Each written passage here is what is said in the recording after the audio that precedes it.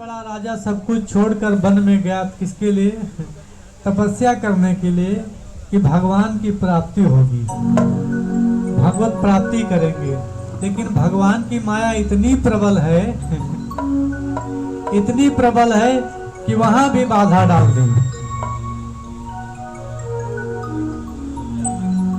भरत महाराज जल भरने जा रहे थे नदी के किनारे।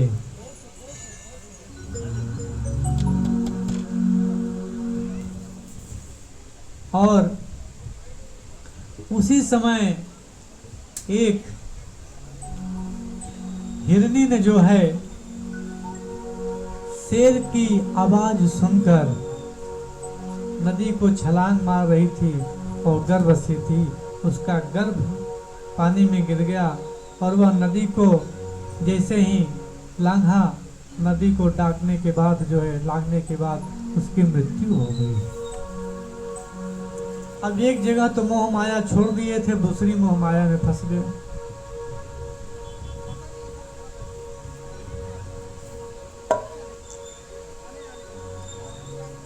भरत महाराज अब वो हिरण के मोह में पड़ गए। ओहो, इसकी तो मां मर गई, अब इस हिरण का पालन पोषण कौन करेगा? अब उस हिरण के बच्चे को अपने पास लेके आते, जबकि गए थे जंगल में तपस्या करने के लिए। तपस्वी व्यक्ति को कभी किसी से मोह नहीं होना चाहिए। डॉक्टर को कभी किसी से मोह होता है? नहीं होता है। अगर वो मोह करेगा, दया करेगा तो रोगी को ठीक नहीं कर पाएगा। अगर उसको डर लगेगा, मोह करेगा, किसको डर जो है दर्द होगा तो इंजेक्शन क्यों लगाएगा? तो तपस्वी को कभी किसी से मोह नहीं होना चाहिए। अब राजा भरत महाराज एक हिरण के प्रति आसक्त हो गए, मोह में हो गए। एक मोह तो छोड़ के गए थे, दूसरे मोह में फंस गए। अब उस हिरण के बच्चे को लेकर आए, उससे इतना प्रेम हो गया कि खाते पीते उठते बैठते हर समय उसके साथ में।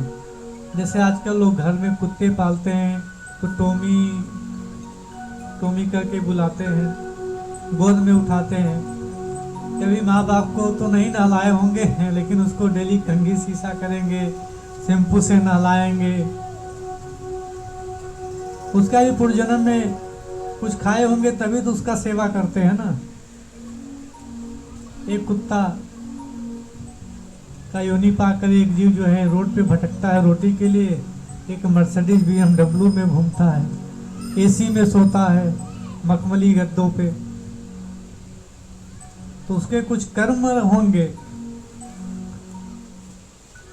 एक रोटी खाने के लिए भूखा व्यक्ति सुबह से शाम तक रोटी का जुगाड़ करता है, और एक व्यक्ति ये है रोटी न खाने के लिए जो है डाइट करता है। डॉक्टर बोलता है आपको एक ही रोटी खाना है, नहीं तो वजन बढ़ जाएगा। क्या भगवान की विडंबना है। किसी के पास है तो कोई